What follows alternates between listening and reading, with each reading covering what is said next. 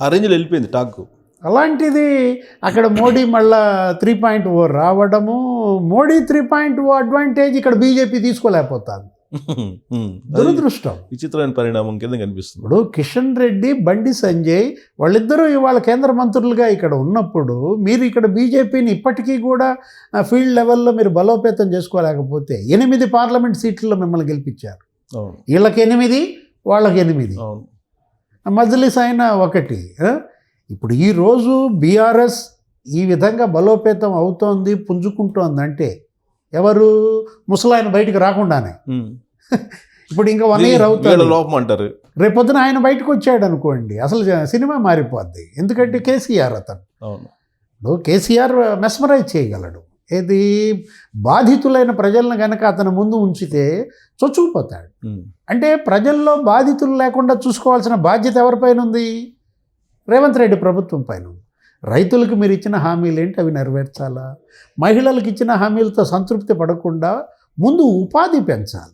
ఏది ఎంప్లాయ్మెంట్, ఇవాళ ఎన్నో హామీలు ఇచ్చాడు. యువత మనం చూసాం. ఏది మీరన్నారు ఇందాక, ఏది ఆర్గనైజ్డ్ క్రైమ్లో యూనివర్సిటీల్లో వాళ్ళను కూడా రెచ్చగొడుతున్నారు అని. రెచ్చగొట్టే అవకాశం మనం ఇవ్వకూడదు కదా. ఇప్పుడు రేవంత్ రెడ్డి మొన్న అమెరికా టూర్ బ్రహ్మాండంగా వెళ్ళాడు, అక్కడ తిరిగాడు, ఏదో 35,000 కోట్ల పెట్టుబడులు తెచ్చాడని ఆయన ప్రకటన. ఇప్పుడు ఇవాళ కొరియాలో ఒక 5,000 కోట్లు, అదొక 31,000 కోట్లు అనుకుంటాను. 36,000 కోట్లతో పెట్టుబడులు రావస్తున్నాయి. నెక్స్ట్ దావోస్ రేపు రాబోతాను. ఏది రేపు జనవరిలో మళ్ళీ వెళ్తాడు. అక్కడి నుంచి చంద్రబాబు వెళ్తాడు, ఇక్కడి నుంచి రేవంత్ రెడ్డి వెళ్తాడు. గురు శిష్యుల పోటీ ఏది దావోస్లో చూస్తాం మనం ఎప్పుడు జనవరిలో. అంటే పెట్టుబడుల ఆకర్షణలో ఇవాళ ఒక రకంగా మరి తెలంగాణ అదృష్టం. ఏది జీహెచ్ఎంసీ వాళ్ళ హైదరాబాద్ అనేది వాళ్ళకి కామధేను. ఎవరైనా పారిశ్రామికవేత్తలు కళ్ళు మూసుకుని పెట్టుబడులు పెట్టే సందర్భం. అదాని 100 కోట్లు కూడా గోల పుట్టింది. 100 కోట్లు అదాని విరాళం ఎవరికి ఇచ్చాడు? కాంగ్రెస్ పార్టీకి ఇవ్వాల, రేవంత్ రెడ్డి ఖాతాలో బళ్ళ. కానీ బీఆర్ఎస్ అసలు అది రేవంత్ జేబులో పడ్డట్టుగా ప్రచారం చేశారు. అది కూడా సక్సెస్ అయినట్టేనా? అంటే ఏ చిన్న అవకాశాన్ని వదులుకోవడానికి కూడా ఇవాళ బీఆర్ఎస్ అసలు ప్రతి దాంట్లో చొరబడుతుంది. కానీ ఆ స్పేస్ ఇవ్వడానికి కారణం ఏంటి సార్ మీకు అనిపిస్తుంది? కాంగ్రెస్ పార్టీలో ఉండేటువంటి కోఆర్డినేషన్ లోపమా? అంటే ఒక రకంగా ఉదాసీనత, లేకపోతే మితిమీరిన ఆత్మవిశ్వాసము. ఏంటి ఇక బీఆర్ఎస్ చచ్చిపోయిందనో, లేకపోతే ఇక బీఆర్ఎస్ ఇక్కడ నిన్న కూడా వరంగల్ సభలో కూడా మాట్లాడుతూ ఏమన్నాడు, కేసీఆర్ మొక్కను పీకేస్తా, ఏదో ఆ టైప్లో మొలవకుండా చేస్తానండి, ఇంకా మళ్ళా మొలవకుండా చేస్తా.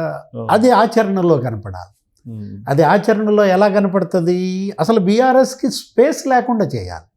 ప్రజలు చేశారు.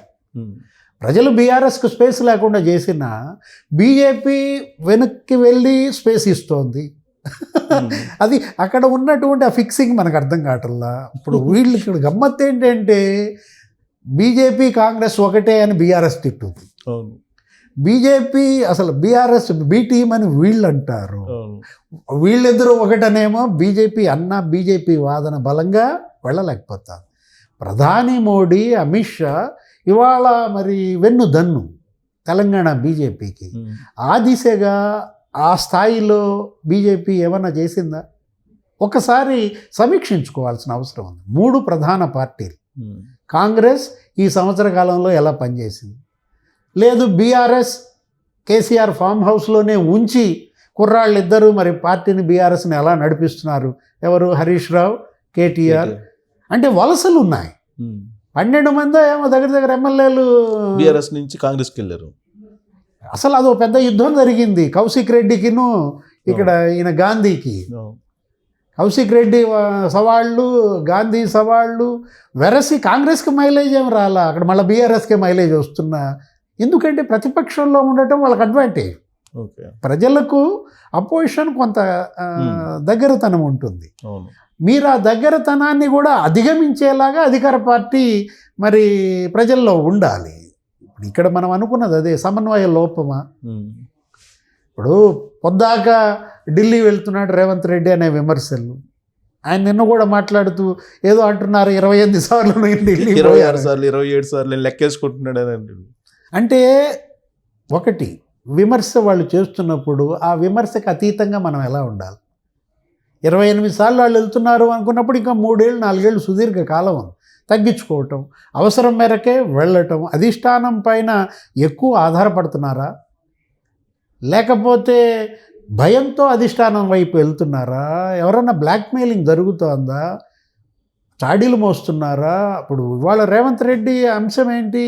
అటు కాంగ్రెస్లో ఇవాళ వన్ మ్యాన్ షో బలోపేతం అయ్యాడు. అందరూ ఇవాళ రేవంత్ రెడ్డిని పొగిడేవాళ్లే బయటికి, లోపల ఎట్టున్నా కానీ ఏది ఉత్తమ్ కుమార్ రెడ్డి కానీ మరి కోమటిరెడ్డి వెంకటరెడ్డి ఊహించని విషయం అసెంబ్లీలో అసలు రేవంత్ మీద ఈగ వాలనీయకుండా లేచి నిలబడి మాట్లాడుతున్న నేపథ్యంలో ఇవాళ వచ్చిన తీర్పుని, ఇచ్చిన స్పేస్ని నిలబెట్టుకోవటమే బృహత్తర బాధ్యత.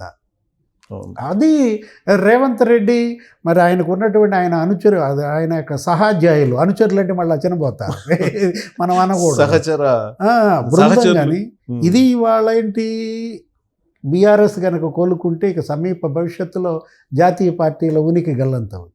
సరే, నిజంగా కూడా బీఆర్ఎస్ పార్టీ కోలుకునే అవకాశం ఉందా? ఇప్పుడు ఒక స్టెప్ అయితే బీజేపీ వెనక్కి వేసినట్టు కనిపిస్తుంది. ఎందుకు వేసిందో మనకు అంతుపట్టడం లేదు, అసలు అండర్స్టాండింగ్ మరి ఏమన్నా ఉందనేది. రెండోదేమో స్పేస్ ఏమో కాంగ్రెస్ పార్టీ ఇస్తుంది. దీంతో మనకి బీఆర్ఎస్ పార్టీ గ్రాఫ్ పెరిగినట్టు కనిపిస్తూ ఉంది. అది భవిష్యత్తులో గ్రాఫ్ పెరిగి మళ్ళీ అధికారంలోకి వచ్చే అవకాశం ఉందా? అంటే అది ఉద్యమ పార్టీ, 10 ఏళ్ళు అధికారంలో ఉన్న పార్టీ. అక్కడ పోరాట నాయకుడిగా కేసీఆర్ అక్కడ ఇంకా ఇప్పటికీ ఆయన చరిష్మా ఉంటుంది. ఏది అతనుకున్నటువంటి ఆ మాట తీరు కానీ వాక్చాతుర్యం కానీ ఇవాళ అతను ఎక్కడికి వెళ్ళినా జనం ఇరగబడతారు. ఈ పరిస్థితుల్లో మీరు అన్నారు 3 అంశాలు. ఏది, బీజేపీ వెనక్కి వెళ్ళింది, లేదు కాంగ్రెస్ స్పేస్ ఇస్తోంది.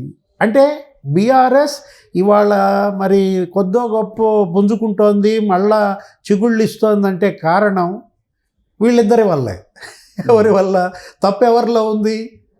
ప్రజలు ఇచ్చిన స్పేస్ కాదు అది. అది బీజేపీ వెనకపోవడం వల్ల వచ్చిన స్పేస్, కాంగ్రెస్ ఉదాసీనత వల్ల వచ్చిన స్పేస్ అన్నమాట.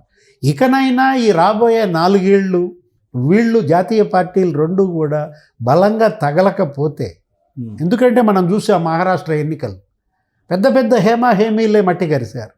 శరద్ పవార్ అసలు మనకి ఊహ అందరి అంశం. ఈ వయసులో శరద్ పవార్ పార్టీ ఇలా దెబ్బతింటుంది అనుకోలేదు. అందుట్లో 6 నెలల ముందు పార్లమెంట్లో శరద్ పవార్ పార్టీయే ఒరిజినల్ నేషనల్ కాన్ఫరెన్స్ పార్టీ అన్నారు. అట్లాంటిది ఒక దెబ్బకి మళ్ళీ అజిత్ పవార్ ముందుకు వచ్చాడు. అదేవిధంగా ఉద్ధవ్ ఠాక్రే, షిండే ఇవాళ అక్కడ అసలైన శివసేనగా వచ్చేసిన పరిస్థితుల్లో. అంటే బీజేపీ తలుచుకుంటే శరద్ పవార్నే మట్టి కరిపించిందే. మరాఠా యోధుడు, అరే జాతీయ స్థాయిలో ప్రధాని కావాల్సినటువంటి వ్యక్తి 48 సీట్లు ఆయన చేతుల్లో పెట్టుకుని మహారాష్ట్రాన్ని చక్రం తిప్పినాడు. మరి అదే బీజేపీ ఇక్కడ కేసీఆర్ విషయంలో, బీఆర్ఎస్ విషయంలో ఏం జరుగుతుంది? కవిత అరెస్టు, ఇవాళ ఏదో వర్చువల్ కాన్ఫరెన్స్లో ఏదో అటెండ్ అవుతున్నట్టుంది మళ్ళీ విచారణకి. అదేం వదలలేదు. ఆ ఢిల్లీ మద్యం కుంభకోణం అది వెంట పడుతూనే ఉంది. వదలలో పని కేటీఆర్ ఏమన్నాడు? జైలుకి వెళ్తే సీఎం అవుతారు, అవును నేను జైలుకి వెళ్తా, అదేదో ఫార్ములా ఈ రేసా 45 కోట్లు ఫార్ములా, అక్కడేదో దొరికాడు. ఇక నెక్స్ట్ ఆయన ఏదో పొంగులేటి శ్రీనివాసరెడ్డి లండన్లో బాంబు బేలుంది, లక్ష్మీ బాంబు రెడీగా ఉంది, హైడ్రోజన్ బాంబు, ఇంతవరకు బాంబు బెల్ల. దీపావళి పండుగ ఇప్పటికి ఆల్రెడీ 2 నెలలు అవుతుంది. అది కూడా నష్టమేనా కాంగ్రెస్ పార్టీకి? అంటే దానికి కూడా అతను సిద్ధపడటం, తన శ్రేణులు సిద్ధం చేసుకోవటం. ఏది, జైలుకి వెళ్తే జగన్ సీఎం అయ్యాడు, చంద్రబాబు సీఎం అయ్యాడు, రేవంత్ రెడ్డి సీఎం అయ్యాడు, నేను అవుతా, ఏముంది పాదయాత్ర చేస్తా, ట్రిమ్గా తయారవుతా. దానికి కూడా రేవంత్ సెటైర్ వేసాడు. ఏమని? ఆ మాటకు వస్తే నీకన్నా ముందు మీ అమ్మాయి అవ్వాలి, చెల్లెలే కవిత ముందు సీఎం అవ్వాలి, నువ్వు కాదనో ఏదో. ఇవాళ రేవంత్ రెడ్డి అతని పర్సనల్ ఇమేజ్ పెరిగింది. రేవంత్ రెడ్డి ఇవాళ రాజశేఖర రెడ్డి లాగా వటవృక్షంగా ఎదిగాడు. కాంగ్రెస్ పార్టీకి మరి ఇవాళ తెలంగాణలో ఊతమిచ్చాడు. ఇప్పుడు ఏంటి, తెలంగాణ తెచ్చాం పులి నోట్లో తలబెట్టి అన్న పార్టీకి 10 ఏళ్ళు అవకాశం ఇచ్చారు, కేసీఆర్ని ముఖ్యమంత్రి చేశారు. తెలంగాణ తెచ్చిన అమ్మ, ఇచ్చిన అమ్మ ఎవరు? సోనియమ్మ. మరి అది ఆ గ్రాటిట్యూడ్ తెలంగాణ ప్రజలు వాళ్ళకి 10 ఏళ్ళు ఇచ్చారు కాబట్టి మీకు 5 ఏళ్ళు ఇచ్చారు. ఇప్పుడు తెలంగాణ ప్రజలు గ్రాటిట్యూడ్ మరి చిన్నమ్మ ఉంది, అంటే చిన్నమ్మ చచ్చిపోయిందేమో, అది వేరే విషయం. చిన్నమ్మ చచ్చిపోయిన చిన్నమ్మ పార్టీ ఉంది. వారసత్వం చిన్నమ్మ ఏది మరి వాళ్ళకి 10 ఏళ్ళు ఇచ్చాం, తెలంగాణ పుల్ నోట్లో పెట్టినాడికి 10 ఏళ్ళు. సరే పుల్ నోట్లో పెట్టకుండా మరి తెచ్చి ఇచ్చారు కాబట్టి వీళ్ళకి 5 ఏళ్ళు. మరి మా వంతు ఏంటి అని రేపు బీజేపీ క్లెయిమ్ చేసుకోవడానికి అవకాశం ఉంది. ప్రజలు కూడా టెంప్ట్ అవుతారు, మంచోళ్ళు. తెలంగాణ ప్రజలు వాళ్ళకి 10 ఇచ్చారు, వీళ్ళకి 5 ఇచ్చారు, మీకు కూడా 5 ఇవ్వడానికి సిద్ధంగా ఉన్నారు. ఎవరికి? బీజేపీకి. Where is Kishan Reddy? What is Bandi Sanjay doing? ఇవాళ బండి సంజయ్ పార్టీ అధ్యక్షుడిగా పోరాటం చేసిన విధానం, కేంద్ర మంత్రి అయ్యారు, కానీ ఏది